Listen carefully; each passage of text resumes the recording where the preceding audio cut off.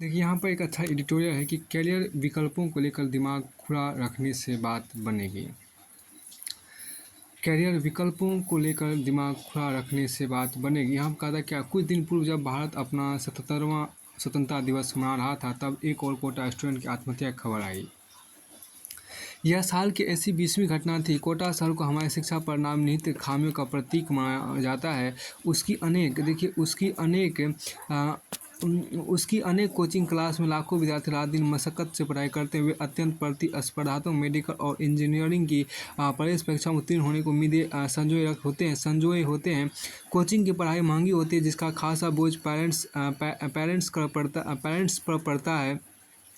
छात्रों को पता होता है कि उनके माँ बाप उनके लिए क्या कर रहे हैं, जिससे वे पहले दिन से तनाव में रहते हैं। घर से दूर रहना भी मुश्किल होता है। पढ़ाई बहुत थका देने वाली होती है। इस तरह की परीक्षाओं में चयन की दर 1 से 2% नहीं होती, इसलिए इसमें चुना जाना मजाक नहीं है। जब प्रवेश परीक्षाओं के नतीजे आते हैं तो तनाव चरम पर पहुँच जाता है। 2% के सिलेक्शन रेट 2% के सिलेक्शन रेट का मतलब है 98% स्टूडेंट का नाकाम रहना।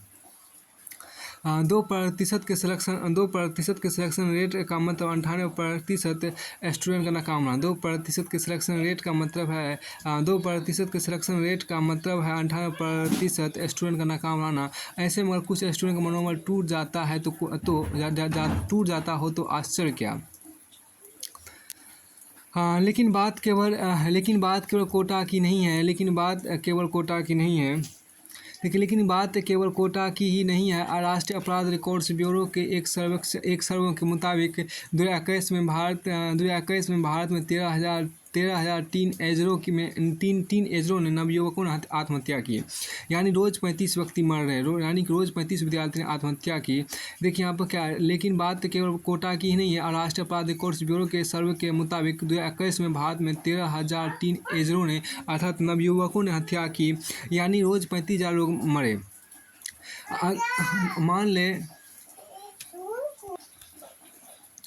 अगर मान लें कि कोटा में 3 लाख स्टूडेंट हैं तो राष्ट्रीय दरों को लागू करने पर वहाँ साल में लगभग 30 स्टूडेंट की आत्महत्या दर्ज होगी। कुछ रिपोर्ट्स कहती है कि कोटा में स्टूडेंट्स की आत्महत्या की दर अधिक है, जो वहाँ के तनावपूर्ण माहौल के कारण होगा। लेकिन यह पूरे देश की ही समस्या है और इसके लिए किसी एक शहर उसकी कोचिंग क्लासेस को दोषी ठहराने से काम नहीं चलेगा। इसके लिए हम क्या करें।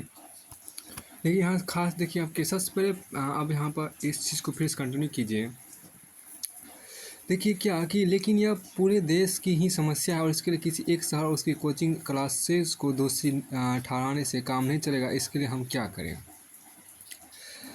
देखिए सबसे पहले भारतीय पेरेंट्स को समझना होगा कि डॉक्टर और इंजीनियर बनने पर ही दुनिया ख़त्म नहीं हो जाती। बहुत अच्छी बात यहाँ बहुत ही अच्छा लाइन कहा गया है।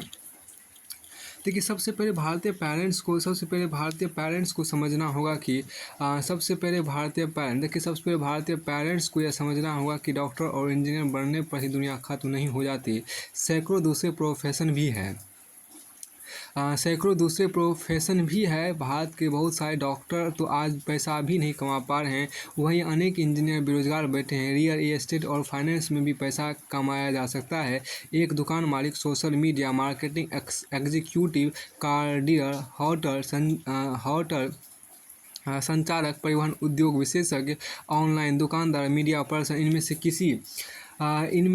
से किसी के लिए डॉक्टर या इंजीनियर बनना जरूरी नहीं। ये लोग भी सुखी जीवन बिताते हैं। इनके लिए भी रिश्ते आते हैं। अपने बच्चों पर अपने नाकाम सपनों का बोझ मत डालिए। बहुत अच्छी बात कहा गया है। अपने बच्चों पर अपने नाकाम सपनों का बोझ मत डालिए। दूसरा देखिए शिक्षक की बात करते हैं। शिक्षकों को भी स्टूडेंट को किसी एग्ज़ाम को अप्रोच करने का तरीका सिखाना होगा, बनिस्बत इसके कि उनसे केवल पढ़ाई ही करवाते रहे। स्टूडेंट को बताएं कि इसे एक चुनौतीपूर्ण गेम की तरह ट्रीट करें। अपना सबसे अच्छा देने का प्रयास करें। सफल हुए तो ठीक, नहीं तो आगे बढ़े। सफल हुए तो ठीक, नहीं तो आगे बढ़े। शायद जीवन के पास आपके लिए इससे बेहतर कुछ और होगा। शायद जीवन के पास आपके लिए इससे बेहतर कुछ और होगा। तीसरे नीति निर्माताओं को देखना होगा कि चंद सरकारी कॉलेज ही क्यों बेहतर समझे जाते हैं, जबकि भारत के लोग सामान्यतः अपने उत्पाद सेवाओं के लिए निजी क्षेत्र को प्राथमिकता देते हैं। क्या उन्हें विदेशी कैंपस को भारत नहीं आने देना चाहिए, या बड़े कॉरपोरेटों को कॉलेज में रुचि लेने के लिए प्रेरित नहीं करना चाहिए? देखिए, नियोक्ताओं को भी समझना होगा कि अगर वे इंजीनियर नियोक्ताओं को भी समझना होगा कि अगर वे इंजीनियरों की नियुक्ति के लिए एलीट कॉलेजों के पास ही आ जाते हैं तो वे समस्या को सुलझाने के बजाय और उलझा देते हैं। आखिर एक सेल्स जॉब के लिए मैकेनिकल इंजीनियर की जरूरत उन्हें क्यों होती है? वे कम प्रतिष्ठित कॉलेजों में जाकर वहाँ से अच्छे स्टूडेंट का चयन क्यों नहीं करते? इससे दूसरे कॉलेजों में भी बेहतर करने का भाव पैदा होगा। सबसे अंत में स्टूडेंट को भी यह जान लेना चाहिए कि जीवन कठोर है और इसमें हमेशा इंसाफ नहीं होता। बहुत अच्छी बात कहा गया। तो स्टूडेंट को भी जान लेना कि जीवन कठोर है, स्टूडेंट को भी जान लेना चाहिए जीवन कठोर है, इसमें हमेशा इंसाफ नहीं होता। लोग इस बात का प्रभाषण जरूर दे सकते हैं कि विद्यार्थी अपने तनाव को कैसे कम करे, लेकिन सच्चाई यह है कि किसी को परवाह नहीं। लोग इस पर भाषण देखिए लोग इस बात पर भाषण जरूर दे सकते हैं कि विद्यार्थी अपने तनाव को कैसे कम करे, लेकिन सच्चाई यह है कि किसी को परवाह नहीं है। आपको अब बचाने के लिए देखिए, आपको बचाने के लिए कोई नहीं आने वाला है। यह आपके ऊपर ही है कि अपने जीवन का निर्माण कैसे करना। इम्तिहान में नाकाम होने से सपने चाहे चकनाचूर हो जाए, यह जीवन का अंत नहीं है। इम्तिहान में नाकाम होने से सपने चाहे चकनाचूर हो जाए, यह जीवन का अंत नहीं है। नाकामियाँ और हताशाएं आगे भी मिलती रहेगी। नाकामियाँ और हताशाएं आगे भी मिलती रहेगी, पर उनसे घबरा कर कोई जान नहीं देता है। अगर नाकामयाब हुए तो अपने लक्ष्य, रणनीति और कार्यों को बदले, एक दूसरी दिशा में मेहनत करें और यह हरगिज नहीं सोचे कि आपकी पढ़ाई लिखाई बेकार साबित हुई, क्योंकि आपके द्वारा की जाने वाली हर मेहनत आपको अपने जीवन में संघर्ष करने के लिए और मजबूती से तैयार ही करती है। तो काफ़ी अच्छा यहाँ पर आपको है। उसका देखिए, निर्णायक मोड़ पर वृक्ष, इसको हम बाद में देख लेंगे। कुछ अभी शिक्षा की बात थी तो उसको हम देखते हैं। उसके आगे देखिए यहाँ पर जो आपको कहा गया कि यांत्रिक शिक्षा बनाम भारतीय मेघा। देखिए, यांत्रिक शिक्षा बनाम भारतीय मेघा की बात की गई है। कोरोना काल में शिक्षा क्षेत्र में क्रांति की अलग जगाने, अलादीन के चिराग जैसे मुट्ठी में समा कर खुल जा मेरे स्कूल का कर्तव्य दिखाने और मोबाइल इतनी जल्दी सिर दर्द बन जाएगा, किसी ने सोचा ना था। शिक्षा में मोबाइल प्रौद्योगिकी का उपयोग किस तरह किया जाए, इसका कैसा स्वरूप हो, इस पर बिना कोई विमर्श हुए पूर्णबंदी के चलते मोबाइल से पढ़ाई एकाएक शुरू हो गई। शिक्षा का यह प्रयोग दुनिया के बहुत देशों को लुभाने लगा। यह धारणा भी बनने लगी कि इससे तो शिक्षा पर व्यय होने वाली भारी भरकम राशि बचाई जा सकती है। मगर शिक्षा गुरु बने मोबाइल से महज 1-1.5 वर्ष में दिखने वाला ढेरों नकारात्मक परिणाम ने जैसे सभी की नींद उड़ा दी।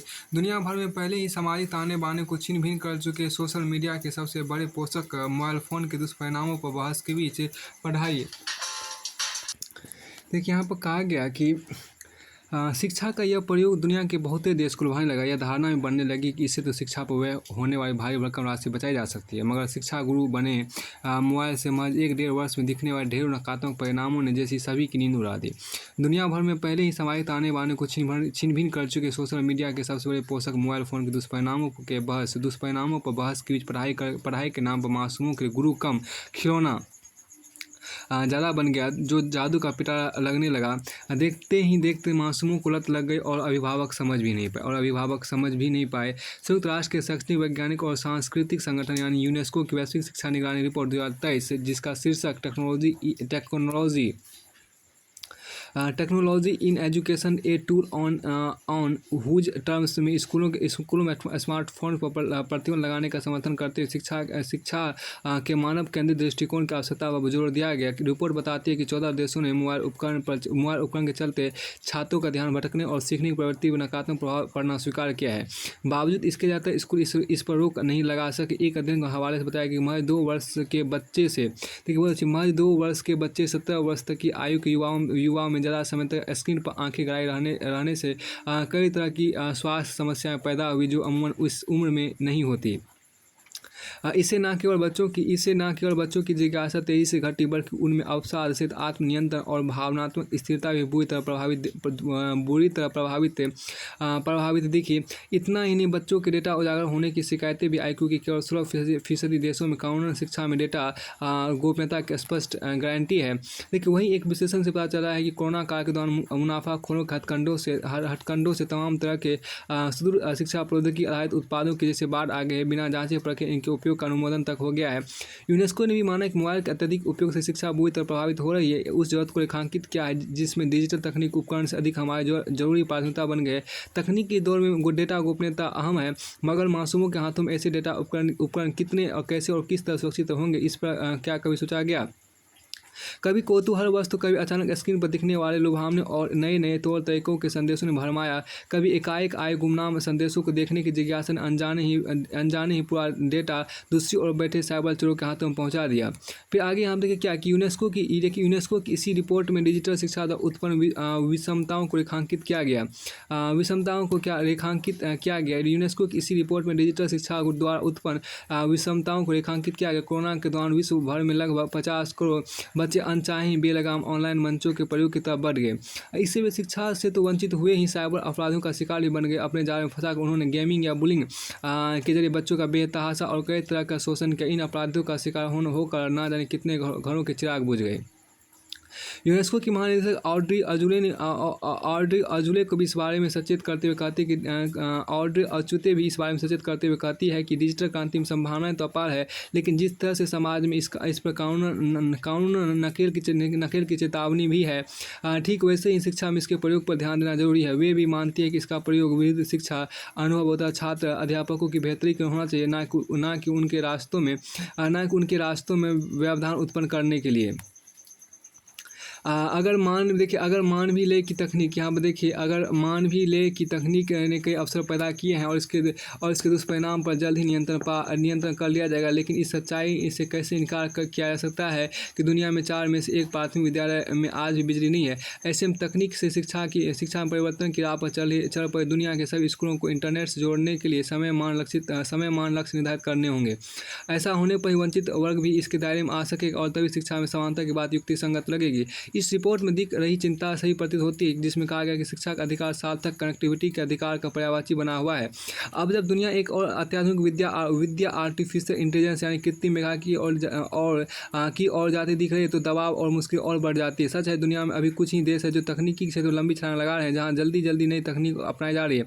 ऐसे में से दुनिया के इनसे पीछे रहना और मोबाइल तक सिमटना भी एक अभिशाप जैसा है। समूची दुनिया का समानता के लिए नई तकनीक जुड़ना अभी बेहद कठिन है।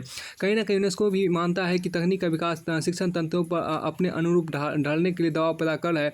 वहीं कृत्रिम मेधा के बढ़ते आकर्षण के बीच डिजिटल साक्षरता और तार्किक सोच यानी किसी की कही गई बात को आंख मूंद कर मान लेने के बजाय उसे समझना, उसके बारे में जानकारी जुटाना, विश्लेषण करना और उसके बाद सच्चाई को परख कर निर्णय लेने के महत्व को समझना जरूरी हो गया है। इस संबंध में किए गए सर्वेक्षण से पता चलता है कि 54% देशों ने ऐसे कौशल के विकास पर जोर दिया जो भविष्य में काम आएंगे। वहीं 51 में से केवल 11 देशों ने कृत्रिम मेधा को पाठ्यक्रम में शामिल किया है। यह भी सच है कि डिजिटल दुनिया में गोते लगाने की किसी खास क्षमता या कौशल की जरूरत नहीं होती, लेकिन यांत्रिक शिक्षा में उपयोग के लिए शिक्षकों को तो पूरी दक्षता से प्रशिक्षित करना होगा। साफ है कि जो काम स्कूल में अध्यापक कर सकते हैं वह मोबाइल फ़ोन नहीं कर पाएगा। देखिए, साफ है कि स्कूल में जो काम अध्यापक कर सकते हैं वह मोबाइल फ़ोन नहीं कर पाएगा। यूनेस्को भी मानता है कि तकनीक का विकास शिक्षण तंत्रों को उसके अनुकूल ढालने के लिए दबाव पैदा कर रहा है। वहीं कृत्रिम मेधा के आने से डिजिटल साक्षरता और तार्किक सोच का काम कोई जानकार या दक्ष अध्यापक ही कर सकता है, जाहिर है मोबाइल नहीं होगा। देखिए, वहीं कृत्रिम मेधा के आने से डिजिटल साक्षरता और तार्किक सोच का काम कोई जानकार या दक्ष अध्यापक ही कर सकता है, जाहिर है वह मोबाइल नहीं होगा। वास्तव में एक ऐसे मानव केंद्रित नजरिए की जरूरत है जहाँ डिजिटल तकनीक बस एक उपकरण के रूप में काम करे, जबकि अभी स्थिति यह है कि डिजिटल तकनीक खुद ही प्राथमिक स्थान ले बैठी है। इसे नियंत्रित और सीमित करना होगा। इस बात का भी गंभीरता से ध्यान रखना होगा कि व्यवस्था और प्रौद्योगिकी कोई भी हो कहीं भी किसी अध्यापक का स्थान न ले पाए। यह केवल अध्यापकों के द्वारा पढ़ाई जाने वाली कक्षाओं में गुणवत्ता और शिक्षा प्रदान करने का सहारा बने, न कि लोग इनके सहारे हो। फिर आपको आगे यहाँ देखिए एक खास बात जो आपको कहा गया, इसमें देखिए मनोरंजन की मर्यादा भी देखिए खास बात है इसमें जो कहा गया। दुनिया भर में तकनीकी के विस्तार के साथ जैसे तक लोगों की पहुँच का बढ़ रहा है, वैसे वैसे इसका असर भी साफ देखा जा सकता है। खासतौर मनोरंजन के माध्यम से रूप में पिछले कुछ सालों के दौरान इंटरनेट पर ओवर द टॉप यानी OTT मंचों का प्रसार तेजी से हुआ और कंप्यूटर के अलावा ज़्यादातर लोगों के पास स्मार्टफोन होने की वजह से इस प्रसारित सामग्रियों तक लोगों की आसान पहुँच बनी है। सोशल मीडिया अन्य माध्यमों पर ज्ञान विज्ञान संबंधित सामग्रियाँ भी मौजूद है जिनका लाभ वयस्क या बच्चे उठाते। इसे तकनीक के सकारात्मक विस्तार के रूप में देखा जा सकता है, लेकिन इसके समानांतर इन पर प्रसारित फिल्मों या अन्य कार्यक्रमों की भाषा और प्रस्तुति को लेकर अवसर उठने लगे हैं। खासतौर पर OTT मंचों पर ऐसी फिल्में सबके लिए सुलभ है जिनमें कई बार असली भाषा का इस्तेमाल धड़ल्ले से होता है। धीरे धीरे यह लोगों की सोचने और समझने की प्रक्रिया को दूषित करती है। इसका एक चिंताजनक प्रभाव बच्चों पर पड़ रहा है जो अनजाने ही अवांछित सामग्रियों के संपर्क में आ जाते हैं। शायद यही वजह है कि हाल ही में दिल्ली हाईकोर्ट ने इस मसले पर कहा कि सोशल मीडिया और OTT मंच पर विषय वस्तु को विनियमित करने के लिए नियम और दिशा निर्देश तैयार करने पर तुरंत ध्यान देने की जरूरत है। अदालत ने सार्वजनिक और सोशल मीडिया मंचों पर अश्लील भाषा को गंभीरता से लेने को रेखांकित किया था जो कम उम्र के बच्चों के भी आसानी से सुलभ है। इसी संदर्भ में अब केंद्र सरकार ने दिल्ली उच्च न्यायालय को आश्वासन दिया कि सोशल मीडिया मंचों और मध्यवर्ती संस्थाओं को नियंत्रित करने और उसकी नीति में आवश्यक नियम और विनियम शामिल होंगे कि ये मंच अश्लील भाषा और अपवित्र आचरण से मुक्त हो। गौरतलब है कि OTT मंच पर प्रसारित एक वेब सीरीज में इस्तेमाल भाषा के बारे में सख्त टिप्पणी करते हुए उच्च न्यायालय ने कहा था कि अभद्र भाषा के रूप में अश्लीलता का इस्तेमाल महिलाओं का अपमानित करता है, क्योंकि अपशब्द और अश्लीलता महिलाओं को सिर्फ देह और वस्तु होने के रूप में संदर्भित करती है। बहुत अच्छी बात कहा गया है। क्योंकि अपशब्द और अश्लीलता महिलाओं को सिर्फ देह और वस्तु होने के रूप में संदर्भित कर। बहुत अच्छी यहाँ पर लाइन कहा गया है, क्योंकि अपशब्द और अश्लीलता महिलाओं को सिर्फ देह और वस्तु होने के रूप में संदर्भित करती है। दरअसल आज के OTT मंचों पर प्रस्तुत फिल्मों या सीरीज में जैसी सामग्रियाँ परोसी जा रही है उसके पीछे कोई तर्क नहीं है।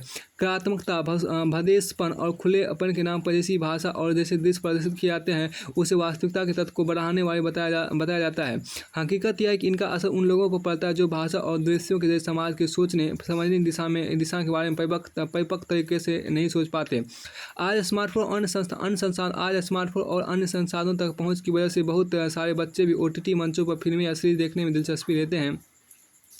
यह ध्यान रखने की जरूरत है कि बच्चों का कोमल मन मस्तिष्क ऐसी संवेदनशील परिस्थितियों से गहरे तक प्रभावित होता है और एक तरह से यह उनका समाजीकरण भी होता है। ऐसे में अश्लील भाषा या सामग्रियों के जरिए उनके भीतर कैसी सोच समझ बनती होगी। इस चिंता का मजबूत आधार है कि समाज में या फिर किसी दृश्य माध्यम में अभद्र भाषा का इस्तेमाल महिलाओं के खिलाफ दोयम दर्जे की मानसिकता का ढांचा तैयार करता है। इसलिए इस मसले पर आद की चिंता और केंद्र सरकार के रुख के बाद उम्मीद की जानी चाहिए कि इस दिशा में ठोस मानक तैयार किए जाएंगे जो अभिव्यक्ति की आज़ादी को बाधित किए बिना भी लोगों और समाज को आगे ले जाने में मददगार साबित हो। यहाँ रखिए, अब आगे देखिए इसमें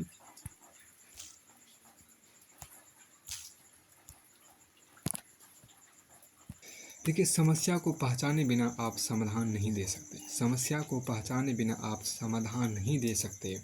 समस्या को पहले समाधान नहीं देते।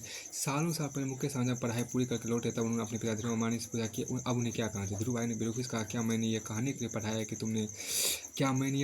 के लिए पढ़ाया है कि तुम पूछो क्या करना है, जाओ समस्या ढूंढ कर सुलझाओ।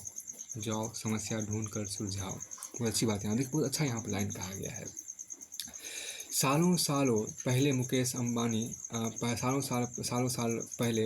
जब पढ़ाई पूरी करके लौटे तब उन्होंने अपने पिता ध्रुव भाई अंबानी से पूछा कि अब उन्हें क्या करना चाहिए। ध्रुव भाई ने बेरुखी से कहा, क्या मैंने यह कहने के लिए पढ़ाया है कि तुम पूछो क्या करना है, जाओ समस्या ढूंढ कर सुलझाओ। बहुत अच्छी बात है यहाँ पर, जाओ समस्या। बहुत अच्छी बात है यहाँ पर। देखिए, एक यहाँ पर कहा गया क्या कि इसमें यह कहा गया, स्कूल में 12वीं के छात्र समकित गोलछा का उदाहरण ले जिसने किताबों में सिर खपाने के बजाय ग्रामीण इलाकों में उसकी उम्र के साथियों की समस्याएं सुनी और देखी जो घंटों बिजली गुल रहने से पढ़ नहीं पाते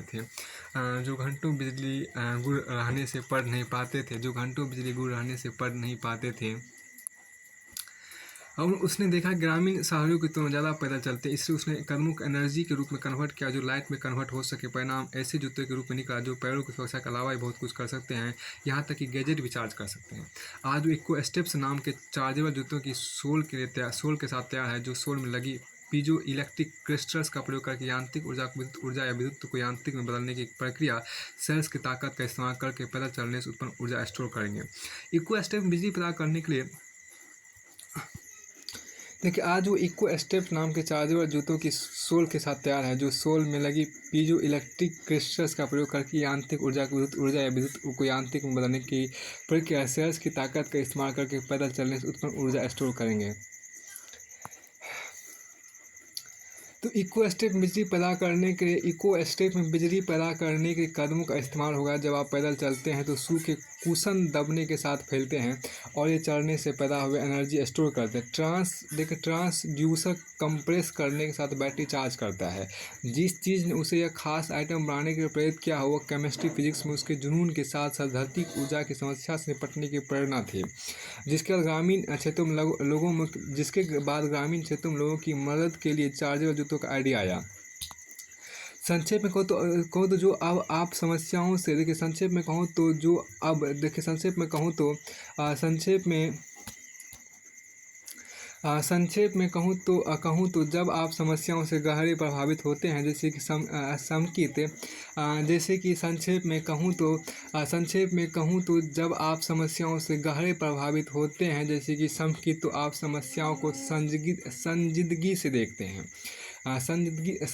से देखते हैं जिससे उसका समाधान निकालने के प्रेरित होते हैं। ऐसा ही एक उदाहरण हैदराबाद इको फ्रेंडली स्टार्टअप केरो वाटर का है, जो कि कागज़ के बॉक्स में पानी पैक करते हैं। फिर देखिए इसके संस्थापक सुमित तेतीनेनी और चेतन आयनापुरी एक बार तिरुपति मंदिर गए, जहाँ उन्होंने एक दिन पानी 24 बोतल इस्तेमाल कर ली। ये डरावना था कि यहाँ आने लोग कितने प्लास्टिक बोतलें फेंकते होंगे। यूएन का आंकड़े के अनुसार पूरी दुनिया में हर मिनट 10 लाख पानी की बोतलें कूड़े में फेंक दी जाती है। इन नंबर्स ने डरा दिया। ये देख उन्होंने अपनी आईटी की नौकरी छोड़ी और फैक्ट्री शुरू की, जो कि 5, 10, 15 और 20 लीटर के कार्टन में लीक प्रूफ पानी के कंटेनर उपलब्ध करा सकें, जो कि 5, 10 और 15 और 20 लीटर के कार्टन में लीक प्रूफ पानी के कंटेनर उपलब्ध करा सके। पानी के इन बॉक्स में रेगुलर पानी की बोतल की तुलना में 85% कम प्लास्टिक होता है। ग्राहक जब खाली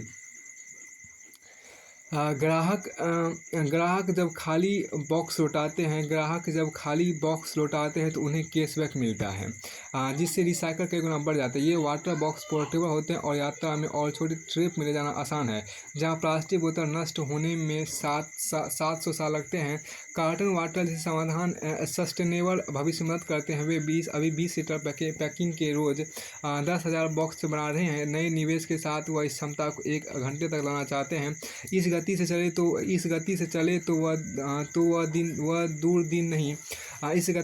तो वह दिन दूर नहीं जब लोग पूछेंगे कि एक पानी का बॉक्स देना बजाय इसके कि एक पानी का बोतल देना। अब लेकिन निष्कर्ष हुआ कि अगर समस्या पहचान सकते हैं तो समाधान खोजना भी आसान हो जाता है। बहुत अच्छी बात, अगर समस्या पहचान सकते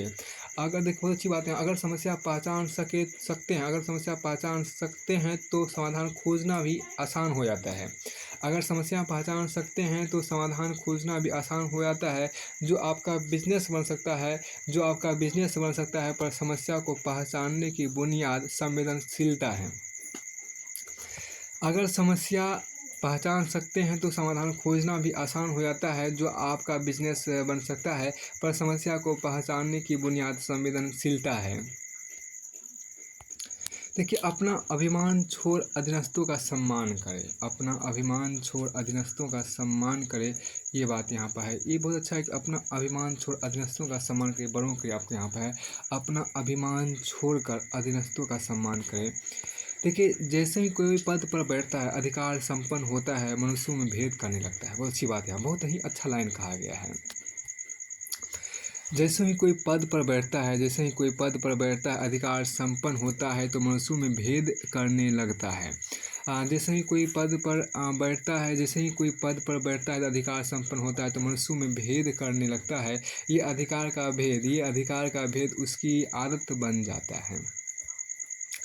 तो ये अधिकार का भेद उसकी आदत बन जाता है, ये अधिकार का भेद उसकी आदत बन जाता है, ये अधिकार का भेद ये अधिकार का भेद उसकी आदत बन जाता है, ये अधिकार का भेद उसकी आदत बन जाता है। बड़े पदों पर बैठे लोगों की सामंती वृत्ति बड़े पदों पर बैठे लोगों की सामंती वृत्ति और बढ़ती जा रही है, जबकि मनुष्यों का मनुष्य से क्या भेद किया जाए, जबकि मनुष्यों का मनुष्य से क्या भेद किया जाए। अगर आप उच्च पद पर बैठे हैं, लीडर हैं, तो अपने अधीनस्थ से सीखने की वृत्ति बढ़ाते जाएं, तो अपने अधीनस्थ से सीखने की वृत्ति बढ़ाते जाएं, अपना मैं का भाव गिराएं, अपना मैं का भाव गिराएं। देखिए, ऋषि मुनि कहा गए कि सबसे बड़ा जीवन होता है, जीवन को चलाने की विधियां बड़ी नहीं होती। देखिए, ऋषि मुनि कहा गए हैं कि सबसे बड़ा जीवन होता है, सबसे बड़ा जीवन होता है, जीवन को चलाने की विधियां बड़ी नहीं होती है। जीवन को चलाने की विधियां बड़ी नहीं होती है, जीवन को चलाने की विधियां बड़ी नहीं होती है। जीवन को चलाने की विधियां बड़ी नहीं होती है, जीवन को चलाने की विधियां बड़ी नहीं होती है, आपकी पहचान बड़ी नहीं होती है, आपकी पहचान बड़ी नहीं होती है। शिव पुराण में शिव पार्वती के ज्येष्ठ पुत्र कार्तिकेय को शिक्षा देने के लिए विश्वामित्र जी आए, जो राजश्री के नाम से जाने जाते थे, और वे चाहते थे कि लोग उनको ब्रह्मश्री माने। गुरु विश्वामित्र थे। देखिए, गुरु विश्वामित्र थे और शिष्य कार्तिकेय थे, और शिक्षा पूरी होने के बाद कार्तिकेय ने गुरु को ये वरदान दिया कि आप एक दिन ब्रह्मश्री बनेंगे। ये रिवर्स मेंटरिंग है। अपनी उच्चता का अभिमान छोड़ दीजिए और अधीनस्थों का मान करिए, अपनी उच्चता का अभिमान छोड़ दीजिए और अधीनस्थों का मान करिए, वरना ऊपर वाला एक दिन वह दिन दिखाता है कि पश्चाताप के अलावा हाथ में कुछ नहीं रहता। अपनी उच्चता का अभिमान छोड़ दीजिए, अपनी उच्चता का अभिमान छोड़ दीजिए और अधीनस्थों का मान करिए, अपनी उच्चता का अभिमान छोड़ दीजिए, अपनी उच्चता का अभिमान छोड़ दीजिए और अधीनस्थों का मान करिए, अपनी उच्चता का अभिमान छोड़ दीजिए और अधीनस्थों का मान करिए, वरना ऊपर वाला एक दिन वह दिन दिखाता है कि पश्चाताप के अलावा हाथ में कुछ नहीं रहता, पश्चाताप के अलावा हाथ में कुछ नहीं रहता। यहाँ देखिए, हाल ही में सुप्रीम कोर्ट के मुख्य न्यायाधीश ने एक आम व्यक्ति के तर्क के नैतिक अर्थ को समझते हुए सुप्रीम कोर्ट में जजों की कुर्सियों की ऊंचाई में एकरूपता की बात की। कुर्सी तो शक्ति या ताकत का प्रतीक है, लेकिन उस शक्ति के साथ कुर्सी की ऊंचाई में एकरूपता की बात सोचना कोई छोटी बात नहीं है। चुनावी मौसम को देखते हुए हम भी शक्ति या पावर की अवधारणा को समझने की कोशिश करते हैं, लेकिन यह पूछना जरूरी है कि शक्ति का संबंध सिर्फ कुर्सी से है, इसके और भी रूप हैं। बात बात पर शारीरिक आक्रामकता दिखाना भी तो एक प्रकार की शक्ति ही है। वही आध्यात्मिक शक्ति अंत में किसी भी समाज या मनुष्य की अंतिम शक्ति बन जाती है। देखिए, तभी तो आर त्यागराजन, जिन्होंने श्री राम ग्रुप की स्थापना की थी, उन्होंने अपनी संपत्ति का एक बड़ा हिस्सा अपने कर्मचारियों को दे दिया। यानी शक्ति शारीरिक, मानसिक, भावनात्मक और आध्यात्मिक सभी रूप में नजर आ सकती है। यह अलग बात है कि आधुनिक प्रजातंत्र में कुर्सी ही शक्ति का प्रतीक बन जाती है। यह अलग बात है कि आधुनिक प्रजातंत्र में कुर्सी ही शक्ति का प्रतीक बन जाती है। देखिए, उन्होंने अपनी संपत्ति का एक बड़ा हिस्सा अपने कर्मचारियों को दे दिया। यानी शक्ति शारीरिक, मानसिक, भावनात्मक और आध्यात्मिक सभी रूप में नजर आ सकती है। यह अलग बात है कि आधुनिक प्रजातंत्र में कुर्सी ही शक्ति का प्रतीक बन जाती है। शब्द को अनुसार शक्ति किसी भी कारण से दूसरों को नियंत्रित या प्रभावित करने की क्षमता है। शक्ति किसी भी कारण से दूसरों को नियंत्रित या प्रभावित करने की क्षमता है। विज्ञान या भौतिकी में शक्ति कार्य करने की दर है और इकाई समय में किया गया कार्य है। वही दर्शन शास्त्र में शक्ति मनुष्य को सोचने और तर्क प्रश्न करने की क्षमता है। तर्क प्रश्न करने की क्षमता है, जहाँ इहलोक और परलोक दोनों को ढूंढा जाता है। महान दार्शनिक सुकरात के लिए सच्ची शक्ति किसी व्यक्ति द्वारा खुद के शरीर और आत्मा के नियंत्रण और व्यवस्था से आती है। साथ न्यायपूर्वक कार्य करने, सदाचार से जीने के अनुशासन से भी आती है। वहीं स्वामी विवेकानंद के लिए आत्मा और शरीर के एकीकरण या अद्वैत की भावना इस व्यक्ति को वास्तविक अर्थों में शक्तिशाली बनाती है। किसी भी कुर्सी पर कोई भी नागरिक बैठे, लेकिन वह शक्ति का तभी प्रतिनिधित्व कर सकता है जब अरस्तु के शब्दों में वह व्यक्ति नैतिक गुणों से परिपूर्ण हो और उसके कर्म का अंतिम उद्देश्य लोगों के बीच खुशी फैलाना हो।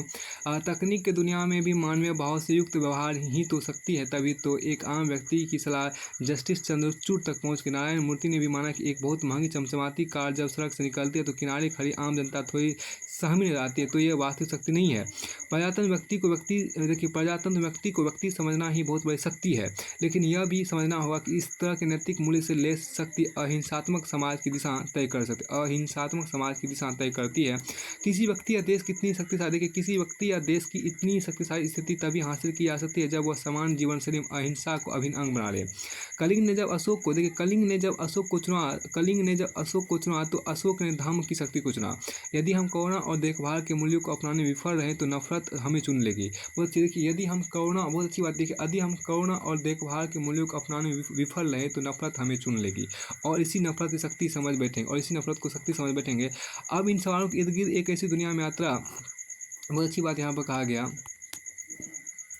तो किसी व्यक्ति या देश की इतनी शक्तिशाली स्थिति तभी हासिल की जाती है। अब देखिए यहाँ पर हम इन सवालों के इर्द गिर्द एक ऐसी दुनिया में यात्रा करने जा रहे हैं जहाँ हम महान बनने के बजाय और अधिक शक्तिशाली बनने के लिए प्रतिस्पर्धा कर रहे होते हैं। बहुत अच्छी बात यहाँ पर कहा गया है।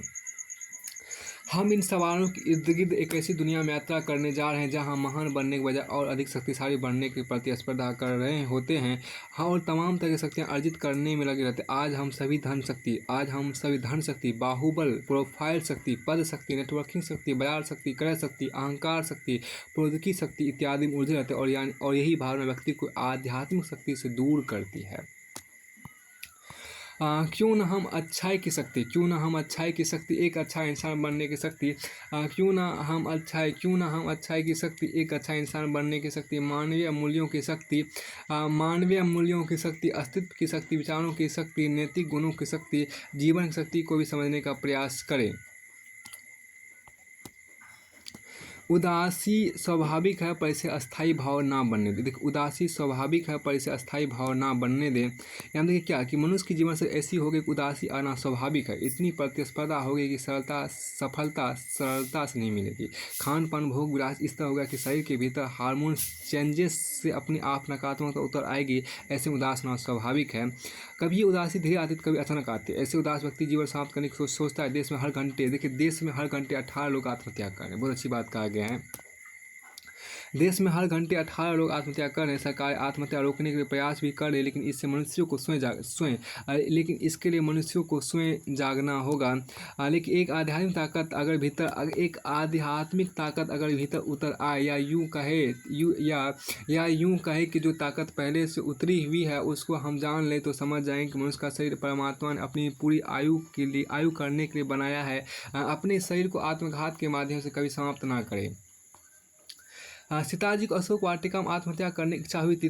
तब त्रिजटा नाम के राक्षस ने कहा था कि अभी मरने के लिए अग्नि उपलब्ध नहीं होगी, सुबह बात करेंगे। त्रिजटा ने समय को टाला। जब भी ऐसे नकारात्मक विचार आए तो सबसे अच्छा तरीका है इसको टालो। आने वाले समय अच्छा नहीं होगा, यह भाव से टाले कि हम आने वाले कल को अच्छा बना देंगे। बहुत अच्छी बात कहा गया। आगे देखिए यहाँ पे देखिए हेल्थ कम्युनिकेशन को आम लोगों के हिसाब से साधारण बनाएं। देखिए जो कहा कि मुख्य बात यहाँ पर लीजिए। एक लेखक के रूप में इससे अधिक प्रशंसा नहीं हो सकती कि आपकी बात उन लोगों तक पहुंच रही है जिनको ज़रूरत है। लेकिन इसने मुझे सोचने के भी मजबूर किया कि मुझे एहसास हुआ कि भारत में स्वास्थ्य संबंधी जानकारी आसान भाषा में फ्रंट लाइन कर्मियों और आम लोगों तक नहीं पहुँचती। देखिए हालांकि स्वास्थ्य जागरूकता बढ़ाने में सरकारें अच्छा खासा पैसा खर्च करती है, लेकिन वे अक्सर उन सवालों का समाधान नहीं करती जो इन बीमारियों के बारे में लोगों के मन में होते हैं। अधिकांश समय जानकारी डॉक्टरों की भाषा में तो होती है, लेकिन उस भाषा में नहीं होती जिसे आम व्यक्ति समझ सके। शहरों में होर्डिंग लगाकर और विज्ञापन छापकर जागरूकता के तरीके चले आ रहे हैं, पर एक आम व्यक्ति के पास होर्डिंग पर लिखी बातों को पढ़ने और आत्मसात करने का समय नहीं होता। पर एक आम व्यक्ति के पास होर्डिंग पर लिखी बातों को पढ़ने और आत्मसात करने का समय नहीं होता। तो भारत में स्वास्थ्य क्षेत्र में अग्रिम पंक्ति कार्यकर्ताओं की एक सेना है और मेरा अनुभव कहता है कि उनमें से अधिकांश अपनी भाषा में सामान्य स्वास्थ्य मुद्दों पर अधिक जानकारी चाहते हैं जो आसानी से उपलब्ध नहीं है। स्वास्थ्य जागरूकता संबंधी जानकारी को डिजाइन करने के लिए पेशेवर विज्ञापन एजेंसियों का प्रयोग होना चाहिए। हालांकि आजकल सोशल मीडिया बहुत सारा कंटेंट आसान भाषा में है, पर उस सामग्री के साथ विश्वसनीयता का मुद्दा है। विश्व के कई देश स्वास्थ्य जानकारी को सरल बनाने की दिशा में काम कर रहे हैं। इसका एक अच्छा उदाहरण US centre for disease control website है। यह स्वास्थ्य कार्यकर्ता और आम जनता को आसान भाषा में जानकारी प्रदान करती है। सभी आमजनों के वन स्टॉप वेबसाइट है। ऐसे अनुभाग है जो डॉक्टर के लिए है, लेकिन वही जानकारी अधिक सरल भाषा में आम जनता के लिए उपलब्ध है। सामग्री देखिए, सामग्री आम जनता के हर प्रश्न का उत्तर देती है। या आपके प्रश्न उत्तर नहीं तो केंद्रीकृत यदि आपके प्रश्न उत्तर नहीं है तो केंद्रीकृत कॉल सेंटर पर संपर्क कर सकते हैं और उसका जवाब समझ आ जाएगा। भारत में ऐसा कोई स्रोत नहीं है। सवाल एक हमें क्या करें, सबसे पहले सरकारी जागरूकता, देखिए सबसे पहले सवाल एक हमें क्या करें, सबसे पहले जागरूकता प्रयासों के पेशेवर विज्ञापन एजेंसियों की मदद लेनी चाहिए। लिखी गई सामग्री विशेषज्ञों द्वारा जांच की जानी चाहिए और रिलीज से पहले टारगेट ऑडियंस पर परीक्षण किया जाना चाहिए। ऐसी सामग्री कई भाषाओं में और फ्रंट लाइन कार्यकर्ताओं तक उपलब्ध कराई जानी चाहिए। दूसरा, एक केंद्रीय वेबसाइट की जरूरत है जिसमें आबादी के विभिन्न समूहों के लिए सभी स्वास्थ्य सामग्री तभी भारतीय भाषा में उपलब्ध हो। प्रत्येक नागरिक को उस वेबसाइट के बारे में पता होना चाहिए और सामग्री तक पहुँच आसान और निःशुल्क होना चाहिए। तीसरा, स्वास्थ्य संचार के राष्ट्रीय संस्थान हो। हर राज्य में कम से कम एक स्वास्थ्य संचार उत्कृष्टता केंद्र स्थापित हो। चौथा, प्रत्येक राज्य और हर एक प्रमुख नगर पालिका के पास अपना तंत्र होना चाहिए। पांचवा, इन तंत्रों के भारत की IT शक्ति का प्रभावी ढंग से उपयोग किया जाना चाहिए। तो भारत की वर्तमान चुनौती, हर जगह बहुत सारी जानकारी है लेकिन नागरिकों के अनाज से भूसी अलग करना मुश्किल है। ऐसे में सरल एवं विश्वसनीय स्वास्थ्य जानकारी का महत्व कहीं अधिक प्रासंगिक हो गया है। सरकार द्वारा चलाए जाने वाले जागरूकता अभियान में इस्तेमाल की गई सामग्रियों को अधिकतर डॉक्टरों द्वारा बनाया जाता है लेकिन फ्रंट लाइन वर्कर की भाषा में अक्सर कम ही लिखा जाता है। इसे बदलने की जरूरत है। हमें काम में परफेक्ट होने की जरूरत क्यों है? कारण अजीब हो सकता है पर अपनी हर यात्रा के दौरान मैं विमान में आपातकालीन ड्रिल दे रही एयर होस्टेस को बहुत हमें ध्यान दे से देखता हूँ, जहाँ वह कहती है अगर विमान को पानी पर उतारना पड़ जाए तो इस तरह आप अपनी लाइफ जैकेट पहने और इसे फुलाएं। देखिए, हर व्यक्ति के पास चूँकि हर किसी के पास कोई ना कोई होता है या कई लोग होते हैं जो उनकी दिन की ज़रूरत की चीज़ें उपलब्ध कराते हैं। उनकी दिन की ज़रूरत की चीज़ें उपलब्ध कराते हैं। हम कभी नहीं जान पाते कि हमारे उत्पाद या सर्विस कब किसकी जान बचा रहे। हमारे उत्पाद या सेवाएं किसी की ज़िंदगी के न सिर्फ पैराशूट बल्कि मेंटल पैराशूट, इमोशनल पैराशूट या स्पिरिचुअल पैराशूट बन सकते हैं। फिर आपको आगे यहाँ पर है, देखिए, मन, वचन और कर्म में एक रहे, धर्म का मर्म समझे। कि दूसरा यहाँ पर कहा गया कि दूसरा कहते धर्म के अनुसार चलना चाहिए। हम विचार करें कि खुद को भक्त कहते हैं लेकिन क्या इन दो बातों का पालन करते हैं? सबके मन, वचन और कर्म में भेद है। सोचते कुछ और हैं, बोलते कुछ और हैं, करते कुछ और ही है। यानी बहुत अच्छी बात है यहाँ पे। आपको पता है बच्चे हमारी बातचीत से दूर क्यों भागते हैं? आपको पता है बच्चे हमारी बातचीत से दूर क्यों भागते हैं? आपको पता है बच्चे हमारी बातचीत से दूर क्यों भागते हैं? देखिए, यहाँ पर बात आपको कही गई है। देखिए यहाँ पर कि ताज्जुब करते हैं कि फ़ोन, वीडियो कॉल और तुरंत मैसेजिंग बिना कैसे उनके माता पिता प्यार में पड़ गए। अगर आप देखें कि अगली पीढ़ी आपकी बातचीत से दूर भाग रही है तो इसे अपना अपमान मानकर उन्हें ना डांटें, क्योंकि हमारे दौर का अनुभव उनके अतीत या वर्तमान से बिल्कुल नहीं जुड़ते। निष्कर्ष, अतीत की याद अर्थात नॉस्टैल्जिया अभी भी इंसानों को गहराई से जोड़ती है। बस हर पीढ़ी के बीच इसकी विषय वस्तु अलग होती है जो उन्होंने अपने बचपन में अनुभव की होगी। यहाँ से ये बातें आपको निष्कर्ष, इसका यही निष्कर्ष निकला। ये निष्कर्ष जो था इसका था आपको कि हम आपके बच्चे, आपको पता है बच्चे हमारी बातचीत से दूर क्यों भागते हैं, यही इसका निष्कर्ष था। पंजाब के लोग विदेश क्यों चले जाना चाहते हैं? यहाँ देखिए, अच्छा है। देखिए, पंजाब मूलतः आपको ग्रामीण प्रदेश है। यहाँ पर देखिए मूलतः ग्रामीण प्रदेश है। इसके बाद देखिए यहाँ पे एक ख़ास बात जो आपको इसमें है कि बावजूद यह कि हकीकत नहीं बदलती कि पंजाब अपनी पुरानी शान को ही जी रहा है और तेजी से पतनशील प्रदेश बन गया है। और कुछ नहीं तो वो अपने जिस गौरव और आत्मसम्मान अक्सर बड़ी गहराई से बढ़ चढ़ कर बखान करता रहा है, उन्हें वास्तविकता की क्रूर मार झेलनी पड़ रही है। यही वजह है कि एक और राज्य ड्रग्स के जाल में फंस गया है। यानी कि पंजाब जो राज्य है वह ड्रग्स के जाल में फंस गया है, तो दूसरी ओर विदेश में बसने के पागलपन में उलझ गया है। पंजाब के लोग विदेश में बसने के पागलपन में उलझ गया है। बहुत अच्छी बात है यहाँ का, कोयले में तलाशने पर ही हीरा मिल सकता है। कोयले में तलाशने पर ही हीरा मिल सकता है। यहाँ पर आपको अच्छा हेडिंग है इसमें, देखिए। फिर आपको आगे हैं, देखिए देखिए उन दोनों ने देखा कि उस झोंपड़ी में एक छोटी बच्ची बैठकर पढ़ रही थी। बच्चों का पिता सिक्योरिटी गार्ड था और ड्यूटी पर गया था। लड़कों ने बर्तन धोकर हाथ पोंछे और पास आकर बोला, बताइए, मैं ही भरत कुमार हूँ। उन्होंने लड़के की मार्कशीट मांगी और उसकी बुद्धिमत्ता देखकर हैरान रह गए।